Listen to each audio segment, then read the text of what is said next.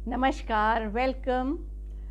आज मैं टैरो के बारे में आप लोग को बताने जा रही हूँ, क्योंकि इन दिनों जब मैं लाइव सेशन लेती हूँ तो बहुत सारे लोग इंटरेस्ट दिखा रहे हैं और मुझे बहुत अच्छा लगता है। तो जानते हैं टैरो है क्या?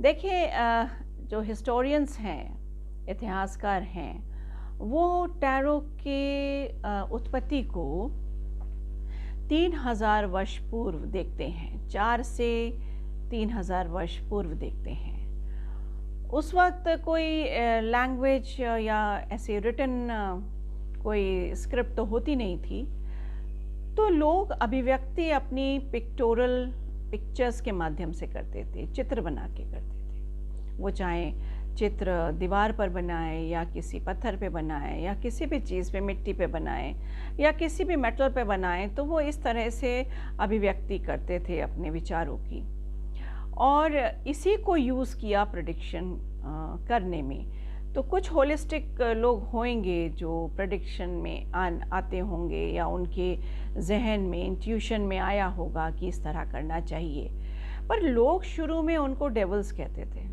और उन पर विश्वास ज़रा कम करते थे। पर धीरे धीरे समय रहते ये एक संस्कृति का हिस्सा बन गए। तो ये यूरोप की एक ख़ास संस्कृति है टैरो, और ये बहुत ही वहाँ पे प्रचलित है और वहीं से चारों तरफ फैला। हालांकि ऐसा भी कहा जाता है कि ये इसकी उत्पत्ति इजिप्ट से हुई और इजिप्ट में भी वो भारत से आए या चाइना में इसकी उत्पत्ति हुई, पर ये किंवदंतियाँ हैं, ये स्टोरीज़ हैं, पर इनको वाकई अगर हम देखें, इनका बेस, इनकी जड़, तो वो यूरोप है। और इटली, फ्रांस, ग्रीक, ये ऐसी जगह थी जहाँ पे बड़े दिमागदार लोग थे और स्पिरिचुअल थे और वो समाज को कुछ देना चाहते थे। तो उन्होंने पिक्टोरल टैरो के माध्यम से प्रेडिक्शन करना शुरू किया। ये रोमानियन संस्कृति में टैरो ये एक अल्फाज होता था और उससे वहाँ से इस शब्द की उत्पत्ति मानी जाती है। यूँ भी कहा जाता है कि ग्रीकन लॉर्ड थे एक प्रेडिक्शन के, जिनका टैरो उनका नाम था। तो टैरो जो अब हम प्रयोग करते हैं, ये एक डिस्टॉर्टेड फॉर्म है इन सब का मिला जुला, जो पुरानी संस्कृति से ये शब्दावली मिली है। पर आज के टाइम में ये बड़े बहुत ही पॉपुलर हैं और टैरो रीडिंग बहुत अप्रिशिएट करते हैं लोग, और इसको यंगस्टर्स तो काफ़ी इसके दीवाने हैं। और मैं ये मानती हूँ कि टैरो रीडिंग जो करता है वो थोड़ा सा डीपर माइंड में रहने वाला व्यक्ति हो, अल्फा स्टेट जिसकी अच्छी हो, जिसके इंट्यूशंस खुले हों, वो बहुत अच्छे से टैरो रीडिंग कर सकता है। यानी जो कंफ्यूज ना हो और जो हैफर्ट ना रहे, जो थोड़ा कूल काम रहे और अपने टैरो में थोड़ा सा मन लगाए, वो टैरो बहुत अच्छा रीड कर सकता है। और यूँ तो इनिशियल लेवल पे इसमें 56 कार्ड्स हुआ करते थे, पर समय के अनुसार परिवर्तन तो होता ही है, तो बाद में ये 78 कार्ड्स का डेक है। तो आज की तारीख में जो प्रेडिक्शंस होती हैं वो 78 कार्ड्स मेन लिए जाते हैं। इसके अलावा भी कई सारे कार्ड्स की उत्पत्ति हुई है, लोगों ने अपने अपने तरीके से किए हैं, पर सबका मिला जुला जो असर होता है वो इंट्यूशन लेवल पे ही होता है। और वो कितना अच्छे से लोगों को जानकारी दे, अवेयर कराए, उनकी लाइफ में चेंजेस लाए, इसलिए टैरो का प्रयोग किया जाता है। टैरो का प्रयोग इसलिए नहीं किया जाता कि हम किसी को डरा दें, है ना, उनको घबराहट पैदा कर दें उनके अंदर, तो इसलिए टैरो नहीं यूज़ किया जाता है बिल्कुल।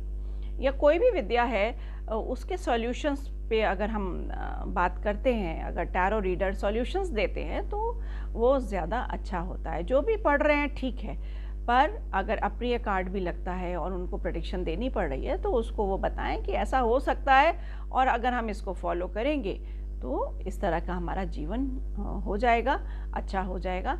क्योंकि देखिए, कोई भी प्रॉब्लम आती है अगर उसके सॉल्यूशंस पे हम जाते हैं तो हमारा जीवन सफल होता है। प्रॉब्लम में नहीं पड़े रहना चाहिए, मेरा ये मानना है। अब 22 कार्ड जो टैरो के हैं 0 से लेके 21 की इसमें गिनती है, और जो 0 पे कार्ड है उसका नाम है फूल, और जो अंत है वो द वर्ल्ड, 21वां जो कार्ड है द वर्ल्ड। ये जो 22 कार्ड हैं ये लाइफ के मुख्य धारा के कार्ड हैं, जो आपके जीवन के जो मुख्य घटनाक्रम हैं उनके बारे में ये बताते हैं, और आपके जो स्पिरिचुअलिटी है, मेंटल लेवल है, आपकी पर्सनालिटी के चेंजेस हैं, समय के अनुसार क्या चेंजेस आएंगे, किस तरह आप सजग रहें, अवेयर रहें, इसके बारे में ये बात करते हैं। मतलब ये लाइफ के बड़े फेस को देखते हैं। और बाकी 4 सेक्टर्स अलग हैं, जो कि कप हैं, वैंस हैं, या फिर पेंटिकल्स हैं, सॉर्ड्स हैं। तो ये लाइफ के अलग अलग हिस्सों के हैं जिनके ज़रिए हम लोग ज़िंदगी अपनी व्यतीत करते हैं, जैसे कि इमोशनल होना, प्रेम और इमोशन का होना, या फिर ग्रोथ का होना, और मनी पावर का होना, या ऐसे ही पावर्स, अपनी पावर का होना। तो ये 4 जो सेक्टर्स हैं ये व्यक्ति के अलग अलग क्षेत्र के बारे में बताते हैं। अब जब वाचक इसको पढ़ता है और समझाता है आपको, तो आप अगर उसी तरह से अपने जीवन को निकाल लेंगे आगे समझ के, तो आपका जीवन बहुत अच्छा होगा। ये सिर्फ प्रेडिक्टिव होते हैं और इनके हम उपचार के साथ में सजग हो जाते हैं, और वो उपचार करते हैं और सफल होते हैं। तो ये टैरो के बारे में कुछ जानकारी है, और आप लोग कोशिश करिए कि लाइव में और जुड़िए और समझिए और इंटरैक्ट करिए, और अगर आपको सीखना है तो वो सीखिए और इसमें आप एंटर हुए। ये बहुत सुंदर सरल विद्या है, और लेकिन आपको थोड़ा सा अपने माइंड पर ज़रूर काम करना पड़ेगा, रिलैक्स होके इसके साथ में जुड़ के एकाग्रचित होकर, क्योंकि एवरीथिंग इज़ एनर्जी। तो ये कार्ड भी एनर्जी है और हम भी एनर्जीज़ हैं। तो जब हम एक दूसरे से जुड़ते हैं, एक दूसरे को समझते हैं, तो एनर्जी साझा होती हैं, इसलिए प्रेडिक्शन करना आसान हो जाता है। It is a type of dowsing. Tarot is also a type of dowsing, जो हमारे इंट्यूशंस के आधार पर हम इसका प्रेडिक्शन करते हैं। तो बहुत मज़ेदार है ये विद्या, बहुत आनंदित करने वाली है, और यंगस्टर्स इसके लिए बहुत पैशनेट हैं। तो ठीक है, आप सीखिए और बने रहिए मेरे साथ लाइव शोज़ में, जो कि टैरो के होते हैं। इस संडे नहीं होगा, नेक्स्ट संडे हमारा गुरु पर्व है, उस संडे भी नहीं होगा, उसके बाद वाले संडे में हम आपसे जुड़ेंगे। तो तब तक के लिए बाय बाय, खुश रहिए, प्रसन्न रहिए, मस्त रहिए और स्वस्थ रहिए। धन्यवाद।